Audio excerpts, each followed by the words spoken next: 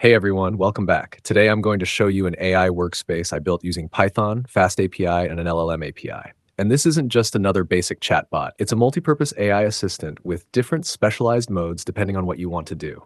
So let's check it out. When we open the application, we get this clean AI workspace. On the left side, you can see all the different AI agent modes. We have a general assistant for everyday questions, explanations, planning, and productivity. For developers, we have software development mode, where the AI behaves more like a senior developer and focuses on coding, debugging, security, and technical solutions. Then we have research and analysis, business strategy, writing and content, and even a customer support mode. So basically, instead of building a separate AI application for every task, we can use the same workspace and simply switch between specialized AI modes. Let's test it. I'll select research and analysis and give it a question.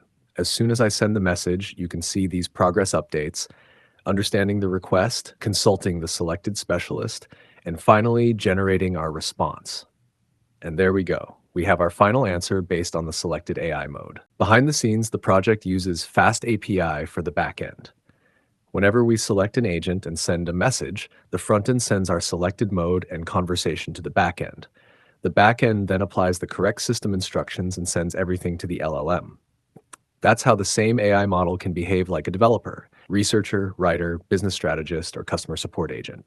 The API key is also stored securely on the back end using environment variables, so it's never exposed in the front end. To run the project, simply install the requirements and start the FastAPI server using Unicorn. And of course, we can take this much further by adding things like user accounts, chat history, document uploads, streaming responses, tool calling, databases, and custom AI agents. And that's our AI workspace. If you want the source code, join my Discord server and send me a message.